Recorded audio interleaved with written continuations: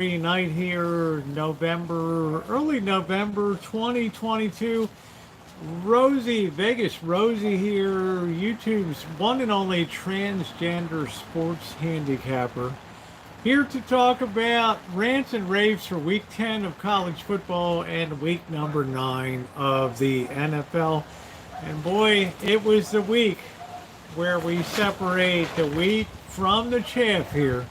And I got a mouthpiece on me, and I'm going to use it tonight because I got a lot of shit to rant about tonight. So you grab your nuts, get ready, pop a beer, and let's get to it tonight. We're going to wait for a couple people to come in because, like I said, I got a mouthpiece on me. I got some stuff to say. What really counts in pro football? Right? One of our topics tonight.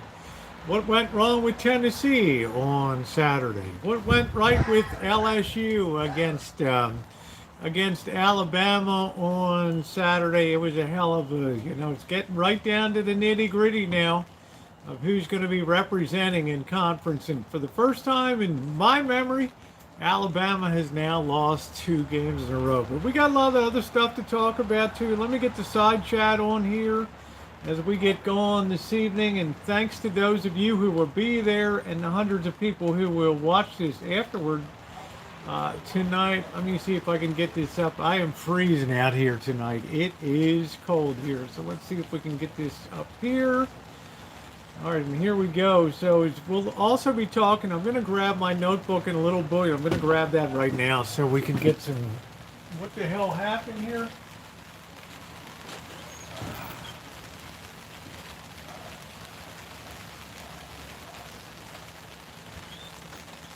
All right, and as usual, we are going to start with the pro game here tonight. Let me get my phone. It is windy and miserable to be out here tonight, but it's a tribute to how much I love you guys and how much I love football that I'm sitting out here freezing my off to bring this tonight. So, but that's what I do. Let me grab this. And let's see what happened in the NFL today to see if we can get a line. How you doing, Dave? Good to see you, my friend. Happy Sunday to you. Beautiful Dave. Dave in Luna's Kitchen here tonight. Let's get this, let's get some NFL scores here tonight. And I'm going to have some things to rant about here this evening, particularly when it comes to how much a quarterback is being paid to play in the NFL, and is that money being properly spent? When you think about the money, and we might as well just tear into this now, when you think about the money that's dropped on an NFL quarterback, over the quarterback hopes a 10-year contract, maybe a 5-year contract, 50, 100, 160, 150 million dollars. You are talking about a lot of money. But it's a case of Aaron Rodgers, and I'm not going to talk about how old Aaron Rodgers is. We know when you get older, you lose a step or two, you drop into the pocket. You don't have the field vision. You don't have the old Intel processor capability, the Pentium 4 processing capability in your head that when you were younger. Age takes its toll on everybody. So unless you're going to invest your money into an offensive line that can protect this aging asset in the back, then don't write to me today and, oh, Rosie, I can't fucking believe that Aaron Rodgers threw 3 pick sixes today. Are you kidding me? How much money are the Green Bay Packers slapping down on Aaron Rodgers? And do you think he holds his head up high when he goes into that locker room? Now, how you doing, Susie? Now, he may feel like, the hell with it, I get what I can out of this deal, and that's that. But you're still a team.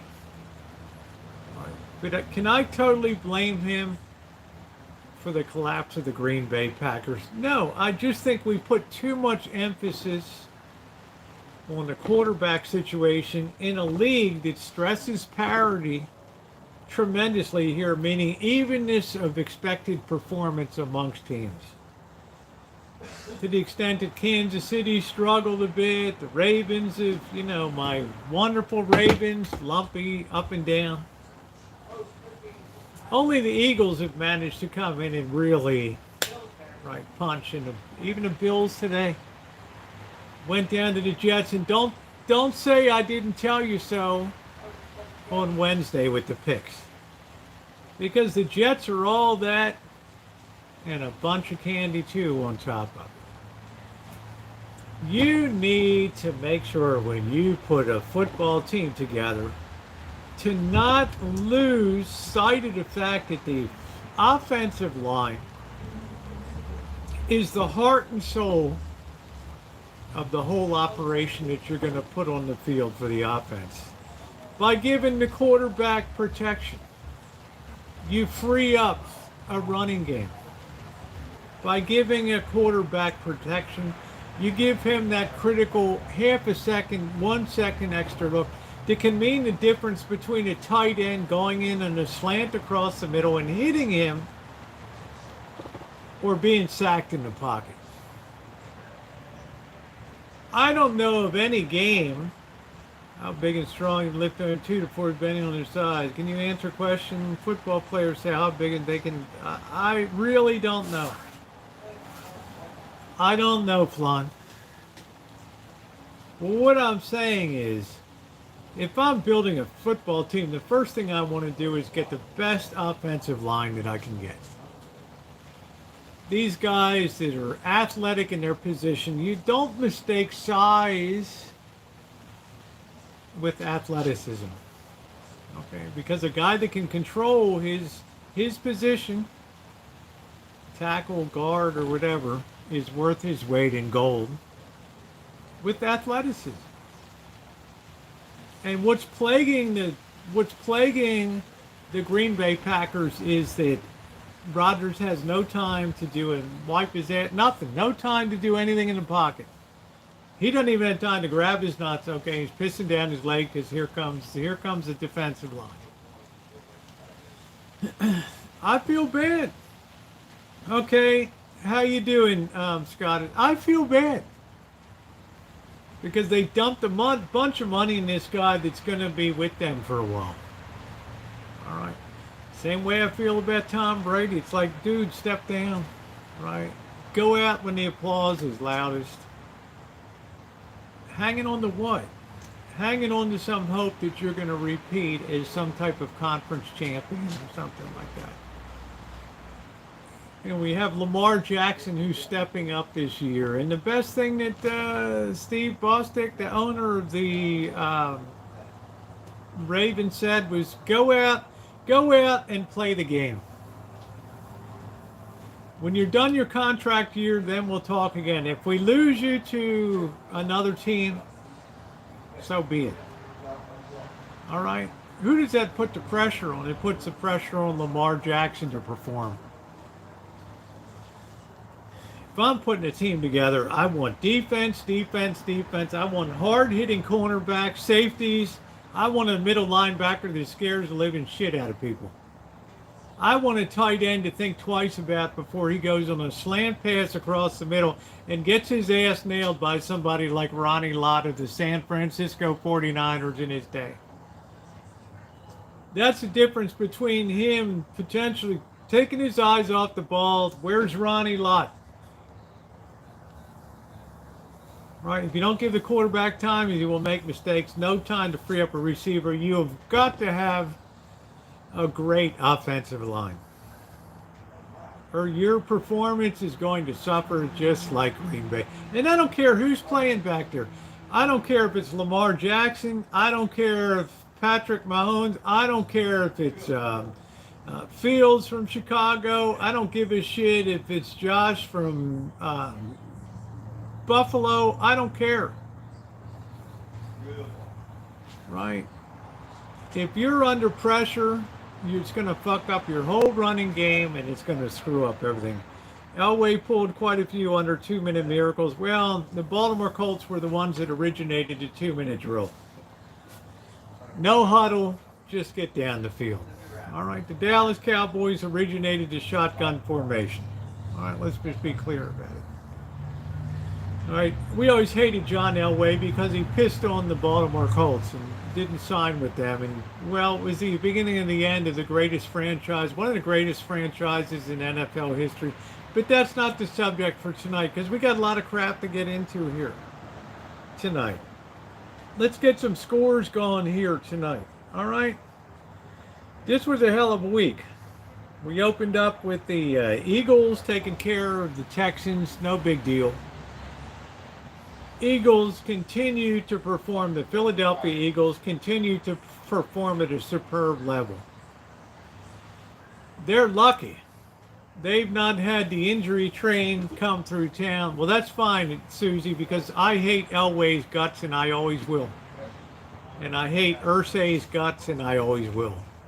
All right, the ownership of the Colts. Always will. Because nobody likes to get a knife in their back.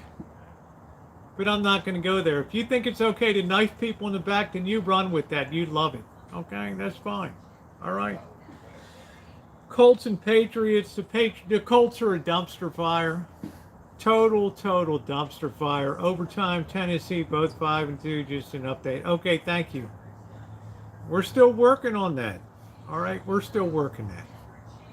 All right. Anybody surprised? How you doing, JK NoCal? The Colts are a dumpster fire.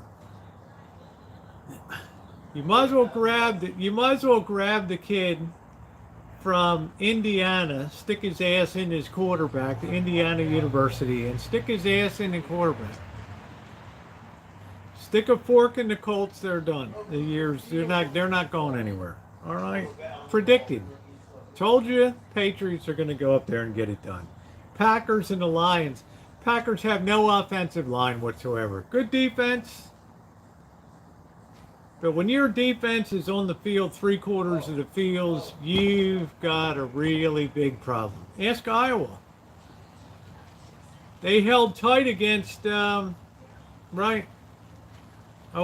State, and then the wheels just blew off the cart. So I'm telling you right now, the Packers have an offensive line that's suspect.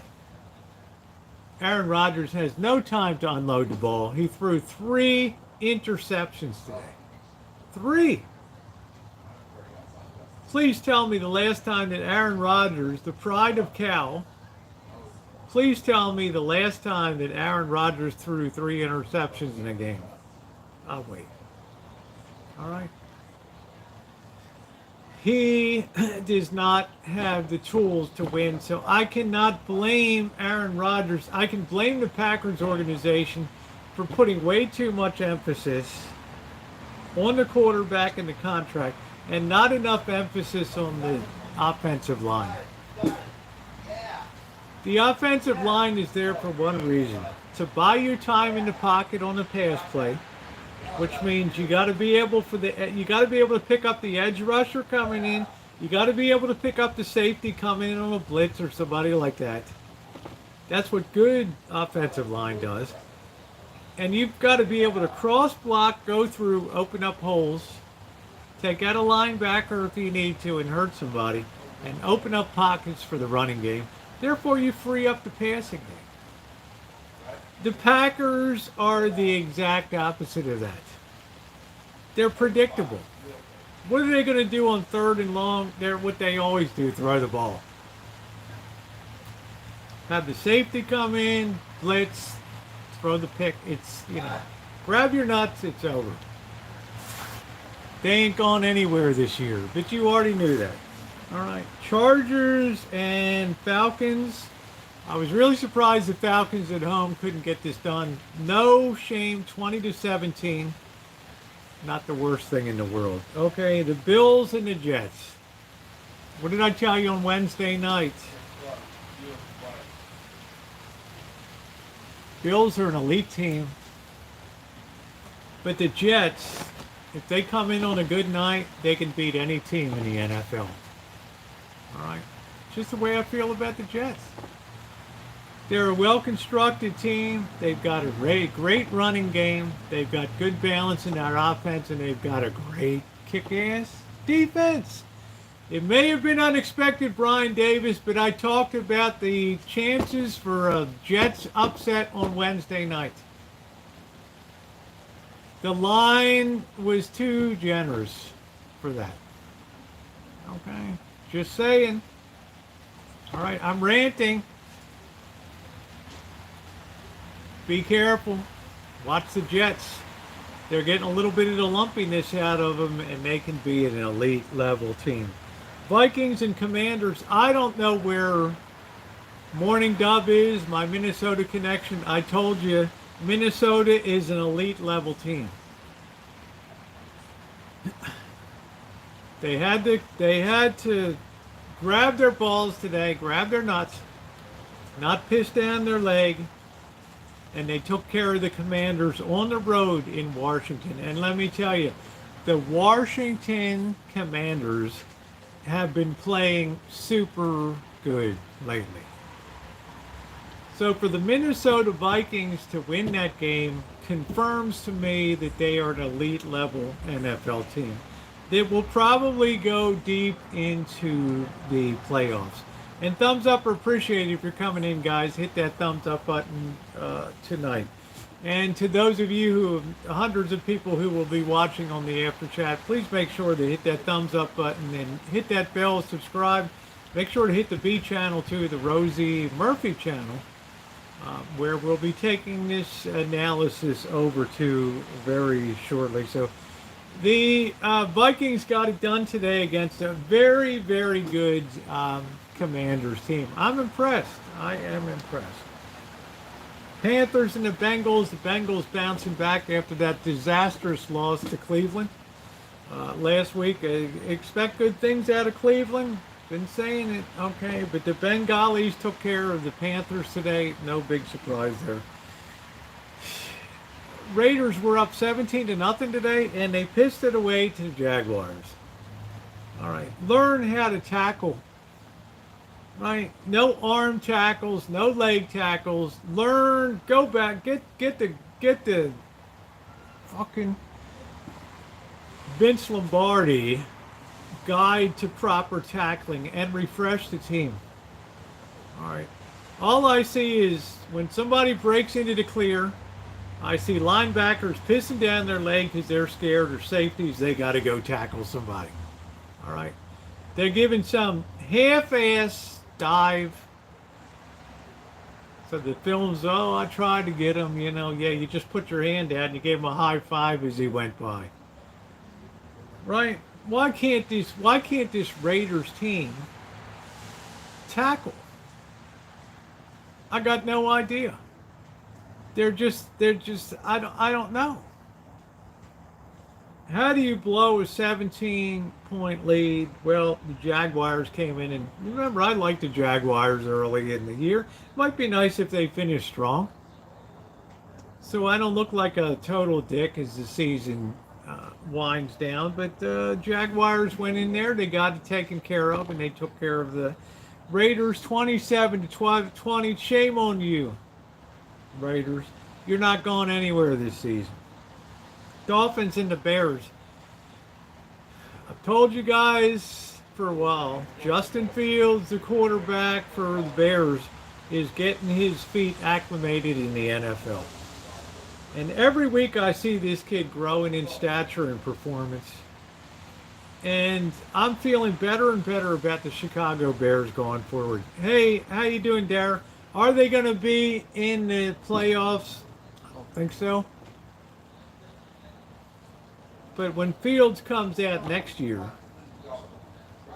you talk about the confidence level that this guy's going to exhibit going forward, and he's going to get some more wins. No shame in the game to lose 35-32 to the mighty Dolphins. Okay, you lost, but you didn't embarrass yourselves. Seahawks continue to take care of business. This is a team you've got to keep your eye on. Playoff bound, always performs well. Pete Carroll's teams always figure in the playoffs. And it's very, very hard at this point in time, even when they're on the road, to beat the Seahawks. They took care of business in Arizona 31-21 today, okay? Which, you know, Cardinals, lumpy team. Up and down. You don't know who in the hell is going to show up to play football. Titans and Chiefs were in overtime, 17-17. I've kind of leaned towards the Titans. I talked about how great the Titans are doing. They're rounding into form. Kansas City's turning into a lumpy team. I don't know how it's going to turn out. Nor do I know tomorrow when the Ravens go into New Orleans to take care of business. They should take care of it, but who in the hell knows? They're on a 2-game win streak. Can they keep it up? I don't know. Let's get over to college football.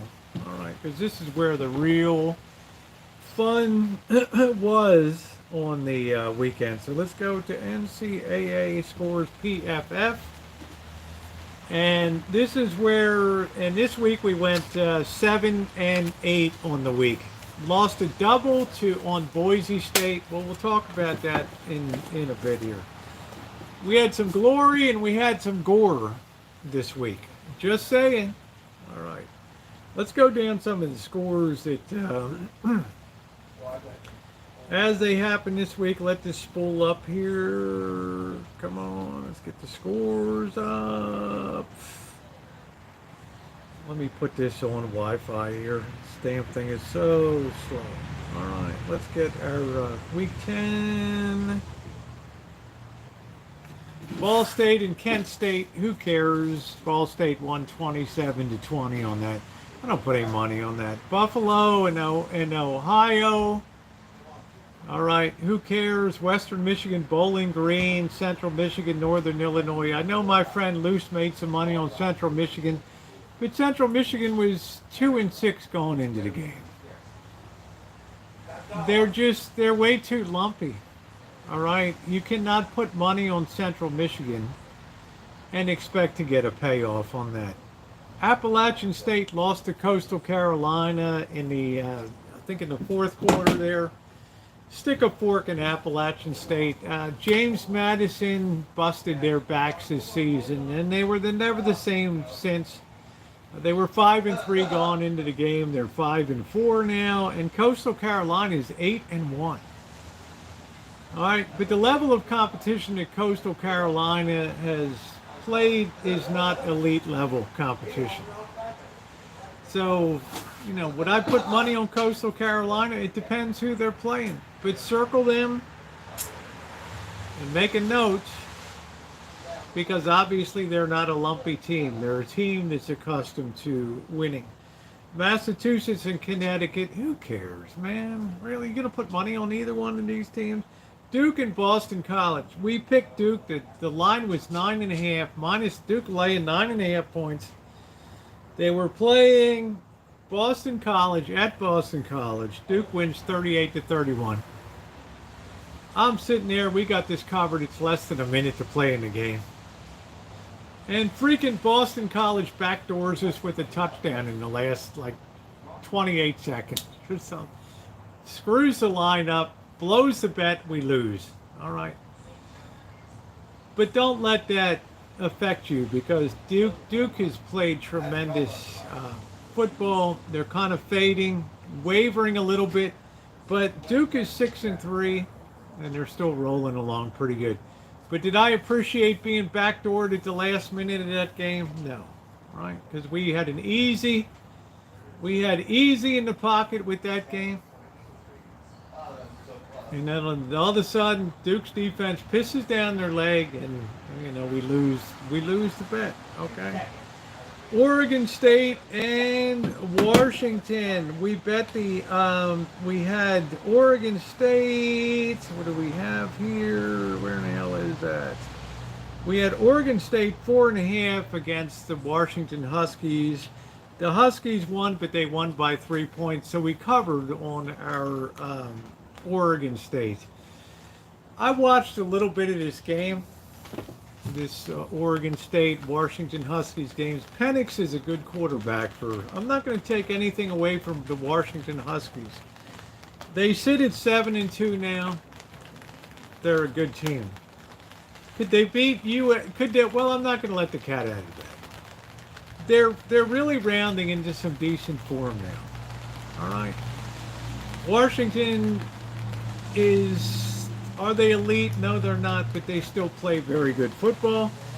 Oregon State, I really expected a little better of them. They hung on tough enough for us to get our cover of the spread, but I was kind of disappointed that their defense kind of lapsed at the end there. Air Force took care of Army 13-7.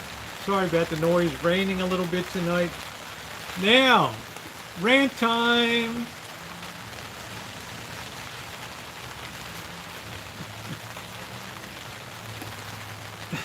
Let's get those thumbs up, because I know you like to hear me rant. God darn. Missouri. Kentucky playing at Missouri. 40-mile-an-hour winds. Officiating. Every call that can go against Missouri goes against Missouri. The referees must have been paid off in the game. Every pass interference. Everything that every time Kansas fumbled the ball, no, it was the receiver was down, and then the ball came loose after he was down.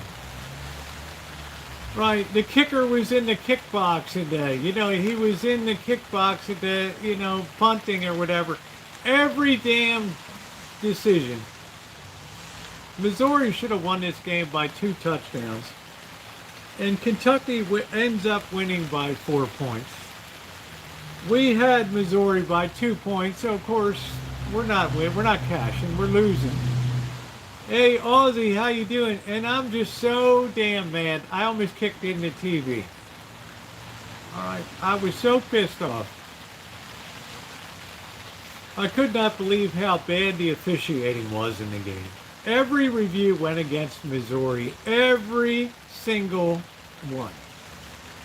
All right. Missouri's a good team, but they got victimized. I don't believe in the kicker being in a kick box and you can't touch him. Man, the guy snaps the ball to the punter. We got a minute left in the game or whatever. The fucking ball sails over the head of the punter, and the punter's like pissing down his leg. Now what? He runs back. He's got to grab the ball. Here comes Missouri. And he's got to take coach. He's got to try to kick the ball away. Now, at this point in time, once the ball sails over his head, I don't believe in that kicker should be protected rule. Man, he's just like a regular dude out on the field. Okay? So the guy from Missouri runs into his ass, nails his ass, and all of a sudden, Kansas has got the ball back again. When Missouri should have had the ball on the 1-yard line and won the damn game. Right, because the referees, hey Vicky, are so cockeyed, and the rules of college football are so shitty. When that ball sails over your head, I'm sorry guys, you ain't a kicker anymore. You're a fullback, you're a halfback, you're a quarterback. You ain't a kicker anymore. And if that guy coming down the field wants to knock your ass out, if you go to try to pick up the ball, you're not a kicker anymore. Now, I don't want to say I don't like people being hurt, but when they hauled that prick off the field on the cart because he was hurt, I wasn't crying. All right. You want to talk about angry as a mofo on that? You want to tell me that college football is not rigged? You look at that Missouri-Kansas game. And that prick with that ball sailing over his head to be the punter, and it's amazing. He even picked it off to get it bounced his way, he picked it up, and still managed to get a kickoff and then he got creamed by the Missouri. Well, that's the way it should be, right? If the ball sails over your head, I'm sorry, you're not a kicker anymore. Who is that little thing? Dumbass rules for college football killed Missouri, killed our bet, right? We went 7-8 on the week when we should have been like 10-3. Okay, I'm just putting it out there. Minnesota, Nebraska. Minnesota came back and win. I told you guys, don't put a lot of money. Hey, Kenneth, don't put a lot of money on Minnesota right now. They barely pulled a rabbit out of their ass. to beat Nebraska. Okay, and I know they're 6-3, but they're in Lumpyville. All right. They're damn lucky they were able to beat Nebraska. They figured, oh shit, we're going to get embarrassed if we don't win this game. Yeah. So they grabbed their nuts, they went out and played in the fourth quarter, and they won the game. But I tell you, you think damn twice before you put $1 on Minnesota. All right, I didn't. Florida and Texas A&M. Jimbo, how much money are you pulling down in Texas A&M? What are people betting on Texas A&M? Why? They got like a offensive line that's all freshmen. Can you imagine freshmen going against seniors? Hello. Truth be told, Florida ripped them a new asshole 41-24. Who's surprised? Okay, Florida's not even that good. All right. Iowa and Purdue. How you doing, Jennifer? I've had 3 beers tonight, honey. I'm glad you're on number 9. You only got 3 more to go tonight. Let's talk Iowa and Purdue. Right. All of a sudden, Iowa's finding offense now. I really thought Purdue at home would give a better effort. I've screwed this call up dramatically. Didn't bet on it. But I told you guys I would favor Purdue at home against Iowa. But Iowa just has a great defense. And that defense really shone. Against Purdue, they gave up 3 points. They tried to hold tough against Ohio State, and then they collapsed in the second half, or whatever. Okay, because you can only keep your defense on the field for so long. But they really did a number on Purdue. All right. I don't know. I can't feel for Iowa because the offense is so bad, right? Texas Tech and TCU. TCU is 9-0. Everybody's making money, and I've made money on TCU since day one. They're an elite level. Are they quite at the standard of an LSU or a Georgia or an Oregon? I don't know. But damn, the thing to do in college football is find a team that's a winner and stick with it. All right, keep riding that baby just like people rode Tennessee till they finally got knocked their ass off the horse, okay? TCU continues to perform well against a very tough Texas Tech team. TCU winning 34-24. Wisconsin 23, Maryland 10. I had a feeling Maryland's not going to do shit in Wisconsin because all of a sudden Wisconsin's rounding into form and playing like the Wisconsin at the beginning of the season. And unfortunately, Maryland had to be the victim on the tee to get swatted like a golf ball, pissed down their leg, and unable to score any points on Wisconsin. Anybody surprised? Keep an eye on Wisconsin as we finish out the rest of the season here, because they're a good cold weather performing team, which is going to pay dividends because remember, the Novembers remember. All right, the greatest college football is always played in the month of November. Ohio State and Northwestern. How many of you guys How many guys screwed up your bets on Ohio State? You had to lay 38 points to take Ohio State, and let me tell you what you're feeling in the first quarter. When Northwestern is up 7-0, going deep in the second quarter, Northwestern's still up 7-0. You're thinking to yourself, I'm not going to be cashing my bet.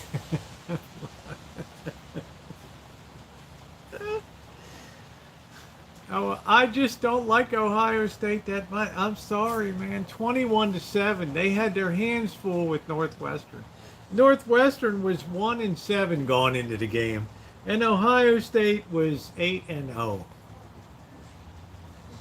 There's some definite weaknesses in the Ohio State program. All right, and Northwestern laid them bare. People will be studying those game films, and it's going to be a tough road to a championship for Ohio State. I'm just going to put it out there, just my thought. All right. Can they strike lucky in a game? Of course they can. But if a Northwestern at 1-7 can go in there and give them fits, and basically almost at halftime be beating the great Ohio State, we got some shit to think about. Okay, in the horseshoe. And if you're a Buckeyes fan, you got some things to think about there. North Carolina and Virginia. Good game. Virginia, I told you Virginia playing at home is like a different kind of animal. Yeah, they lost, but they sure as hell covered our spread here. And I'll go over what we won and what we lost on our bets. But I liked, I think we had the under on that, and that performed well for us. I think we were under by a half, 1.5 points, a half a point or something, but we were still under on that. Virginia's been playing better, but they're not going anywhere this year. Okay. North Carolina is a shaky 8-1 in my view. Tulane and Tulsa, who cares? Western Kentucky was playing like old Western Kentucky, putting up 59 points. The Hilltoppers taking care of Charlotte, 59-7. I think the line was minus 16.5 for Western Kentucky, and they went out and scored 59 points. Wow. But that's nothing compared to, hey, how you doing, Luce? That's nothing compared to what's coming up. Georgia Tech and Virginia Tech. Ooh, I told you guys Virginia Tech at home, the Hokies. Ooh, I hate to play at the Hokies at Blacksburg. That stadium is so brutal to go into. Penn State, the Whiteouts, Florida State, right? Noel Nation. What else? The Big House in Michigan, the Shoe in Ohio. All right, Utah, the Utes and Utes. These are like five. These are like stadiums you hate to play in. All right, and they almost pulled it off. They almost beat Georgia Tech there. They lost 28-27. Fall to 2-7. Marshall and Old Dominion. I just don't like Old Dominion. I haven't liked them this year. USF and Temple. USF dumpster fire. Who cares? Temple dumpster fire. Baylor. We had Baylor against Oklahoma. I think Baylor was a 3.5-point dog. We had that win. They took care of business against Oklahoma 38-35. Georgia State and Southern Miss. Georgia State just dismembered Southern Miss. No bet on that. That was supposed to be a 2.5-point, right? Southern Miss was supposed to be a 2.5-point favorite, and Georgia State beat them by like 30 points or so. Just crazy. Crazy land. All right.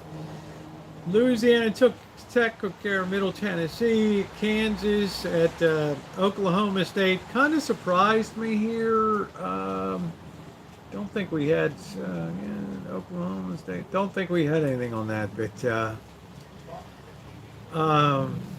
damn, man, what the hell happened to Oklahoma State? I mean, holy shit, the wheels. How you doing, Queenstown, kid? Oklahoma State went from, what the hell were they rated, Swami? 8th? I got loose 72 out here to Swami. What were they rated? Number 8? I mean, I got no idea how the wheels fell off the cart for this crew. But Kansas went in there and they kicked their ass 37-16 at home. They dismembered that team. All right. So I don't know. You know, can you put money on Oklahoma State? I don't know. I don't know. You better think long and hard about it. Your hard-earned money on a very lumpy team now. Washington State and Stanford. This is my stupid bet of the week. Okay, dumb. Hey, Draft Horse Diva, how you doing, honey? My dumbass bet in a week. I've got Stanford and Washington State under. What was it under? 48.5 points. First quarter, Washington State's up 24-0.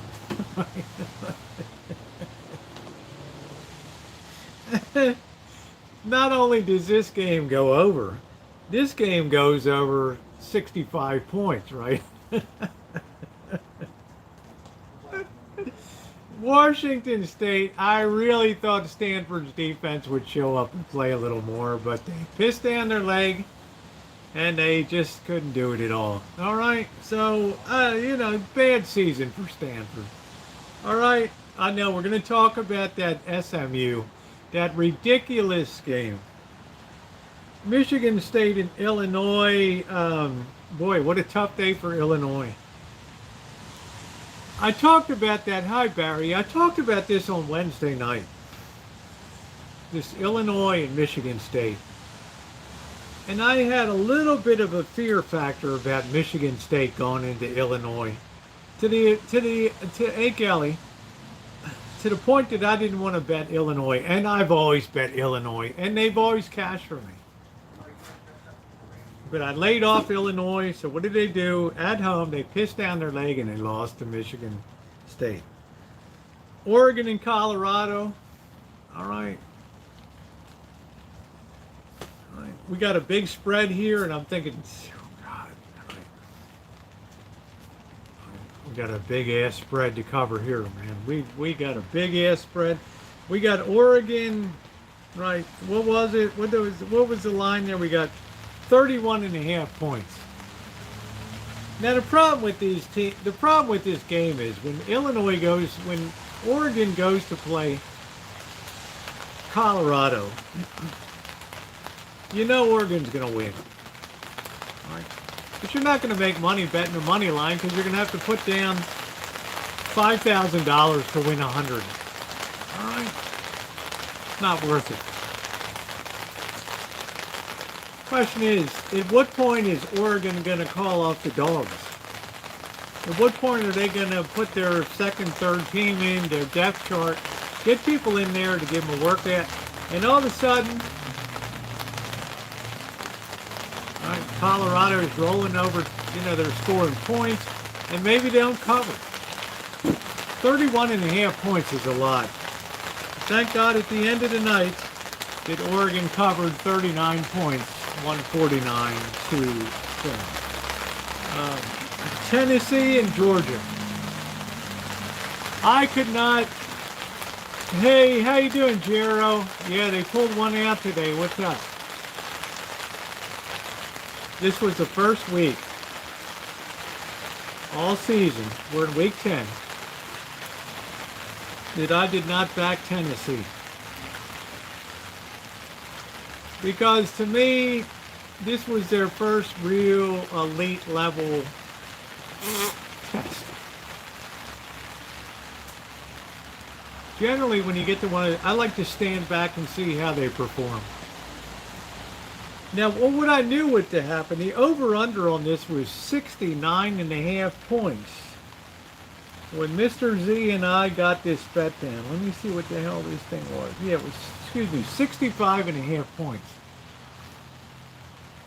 And I'm going to tell you guys this rule that always, well, you went down with Tennessee, but you got the under on that. But I'm telling you this, when you get two teams that are elite that meet, for some reason, the books always think that both of these offenses are going to go crazy and score points like crazy. My experience and my analysis, my modeling shows no. When two great teams meet that have great winning records like these two do, one team is going to have a superior defense that's going to restrict the other team from scoring points. And that is exactly what happened in this game. No way, no how, in any way, shape, or form was this going to get to 65.5 points in this game. No. Okay? And Georgia ends up winning 27-13 and made a statement win in this game. They took some starch out of the sails of the Tennessee team. Hey, how you doing, Morning Dub? We talked about your great, I continue to love your Vikings more than you do. They did it up again tonight in a tough game. Okay. 40 points was the total. 25 points, 25.5 points under what the over-under was. Beware when these bookmakers go nuts and Pinnacle or Chris offshore, and they put these lines up like they assume both of these teams are going to run ramp. They're not going to do it. All right, one of the teams is going to suffer, and in this case, Tennessee suffered. Can they bounce back and still do well? Yeah, I think they could. Maybe they study. Maybe they learn a little something. But my respect level for Georgia knocked up a couple notches. I'm just saying. Jennifer, I think I love your body, honey. Are you going to hold that against me? I hope so. You should be on beer number 10 or 11 now. All right. West Virginia, Iowa State, who cares? Penn State put it on Indiana. You'd have to be a nut to put your money on Indiana. Pittsburgh and Syracuse, we lost on this. I wanted Syracuse to go in there and beat the living hell out of Ole Miss folks know what hot toddy is. I wanted Syracuse to go in there and just lay waste to Pittsburgh, and they just pissed down their leg and they couldn't get the job done. All right.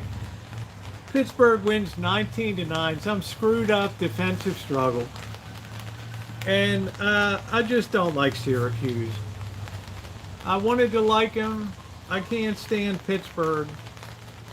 But we see how that turned out. All right. Can I back Pittsburgh? No. Can I back Syracuse? No. All right. University of Texas, San Antonio in overtime wins against UAB. Big deal. New Mexico, Utah State. Who cares? UCF 35-28. They just barely slid by. Memphis. Oh, here's my game I love.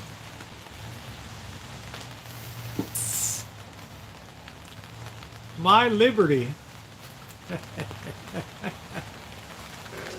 This is Rosie's genius coming through. Arkansas was a 14-point favorite with Liberty University coming to town. And guess what Liberty does? They win 21-19. Thank you. All right.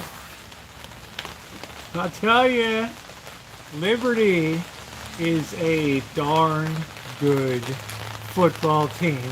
And Arkansas is not that good of a football team, just saying. Florida International, who cares? Navy and Cincinnati, who cares? Troy took care of business. You know, Troy is 7-2. What a turnaround from last year with that dumpster fire to this year. Texas and Kansas State, I don't know what happened. We needed a little more time in that game. We lost on that one. Texas, what did I win that? Texas and what the hell was that?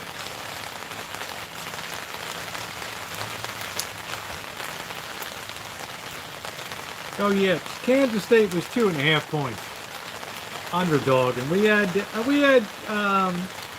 Kansas, and they just couldn't pull it off. It ended up they lost by 7 points, 1 touchdown. Alabama and LSU, I had LSU at home against Alabama. Alabama was a 13.5 point favorite. I knew that Brian Kelly and LSU was going to beat Alabama. I knew it. Okay? Whatever it took, LSU was going to make a statement that they are an elite level football team now. Are they? Or has Alabama missed a step? I've never been a big Bryce Young fan. This kid looks a little cagey to me. He's a little, I'm not a big fan. I'm a bigger fan of Bo Nix. Just saying. All right. But LSU got the job done, and we cashed on that one. BYU, man, what a heartbreaker. Where in the hell, BYU, 31-28 over Boise State. Boise State, we got Boise State 7.5-point favorite. And all night I'm like, yeah. Where's that Boise State defense? Where in the hell, thank you, Luce, where in the hell is the Boise State defense didn't even show up. Right? Blackbird, you should close that door because the rain is going to destroy that door.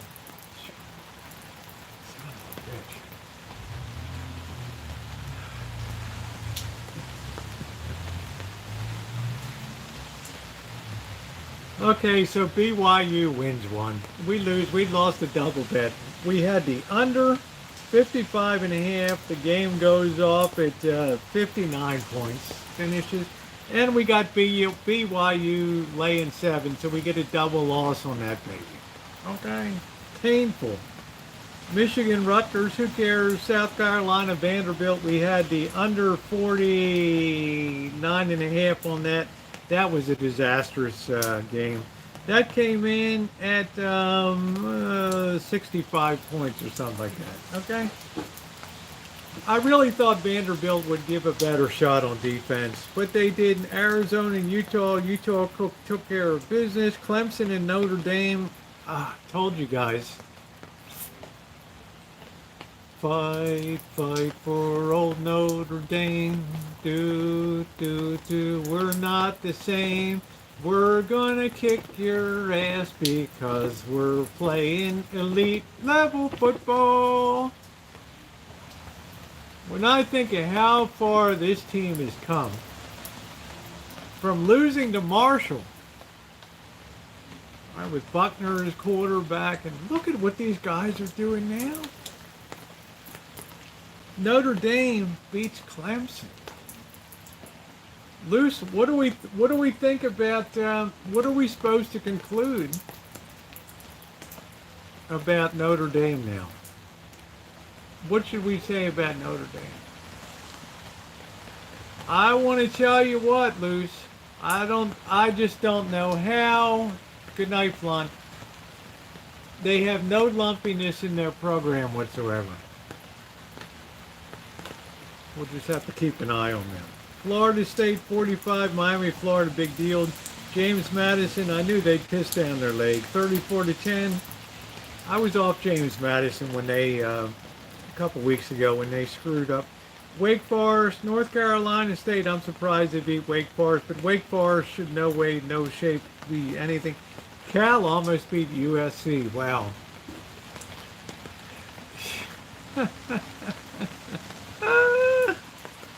Cal almost beat USC. USC is 8-1. Do I think that they're elite level?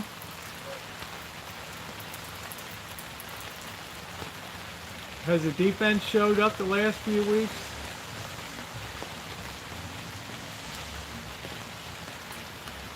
Plummer threw for over 400 yards in that game.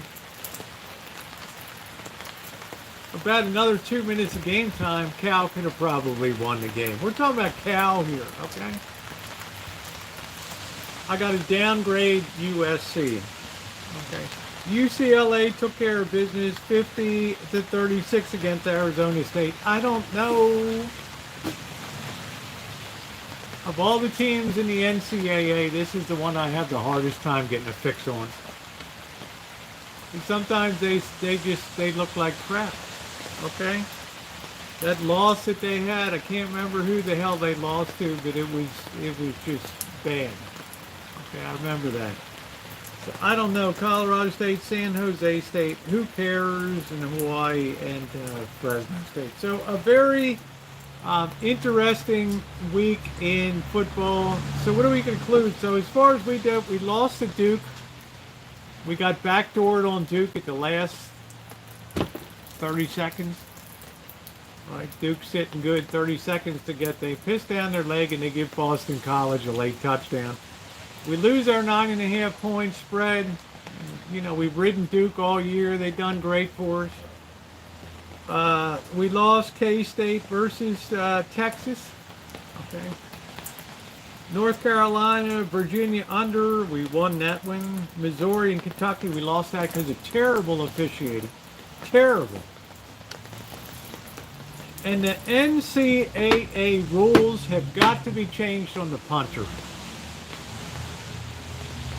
So this rule, a punter could be in the tackle box, right, in the safe box, but if the ball sails over his head and he goes to pick up that ball, once it bounces on the ground, he's considered a offensive player or whatever, all right. He is fair game to level his ass out like he's a running back. Missouri should have had the ball on the 2-yard line, 1st and goal, and run away laughing against Kansas, against Kentucky there. As it is, they got cheated on call after call after call in terrible windy conditions. My God, they should be proud of the game that they played, because not only did they have to fight the elements, they had to fight terrible referees, they had to fight terrible rules of college football that allowed that punter to pick up that ball that had already touched the ground and still be treated like a punter. And I told you earlier, Luce, I did not shed a tear when he got carried off the field on the cart. Okay? That was my only compensation for that whole game. Because I should have cashed the son of a bitch on that game. Because we had a great Missouri team with an incredible defense doing it up there. Baylor we had against Oklahoma. Baylor, we took the 3.5 points. That paid off well. Boise State pissed down their leg. They lost for us. Syracuse lost for us against Pitt. We won Liberty 14 points against Arkansas because, well, I know Liberty's a good football team. And I know that Arkansas has sucked the donkey's ass this year. That's just all I got to say about it. I don't like the coach. I don't like the program. All right. I like the people. LSU winner. They're giving us 13.5 points. 13.5 points on LSU. Can you believe it? I heard, Luce, that Brian Kelly, before the game, he went on the big chalkboard and he wrote one thing. Plus 13.5. And he said, boys, this is the biggest dog we have ever been in competition in late season SEC here. Let's go make a statement. He had those guys eating the door frames in the locker room ready to go out on the field. They were literally, they would have eaten paint chips if he told them to. They were so fired up to be a 13.5 point dog in that game that he said this is the most insulting line that he's ever been put at on LSU, and let's make them pay for that. Well, they had to pay for new goalposts. No, I didn't have TCU. Vanderbilt in Southern California, that was and South Carolina, that was a joke. That went over. Washington and Stanford, that went way over. That was a loser. Oregon, 4.5 point dog to Washington. That cashed. Tennessee and Georgia, under 65.5. We won on that one. Boise State, BYU, under 55.5. We lost on that. And we won on Oregon, plus 31.5 against Colorado. So 7-8 on the week. Not the worst thing on, not the worst on planet Earth. Not the best. but a very fun week of college football. So who do I think is elite? Who do I think is elite? Georgia, certainly elite. Michigan, oh God, please let Michigan play somebody of importance.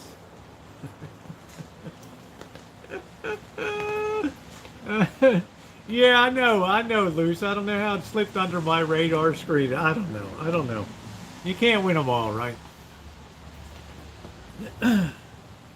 Is Michigan elite? Who knows? I have no idea. All right, but I know LSU's playing elite level. I'm so thrilled at the way that they're playing.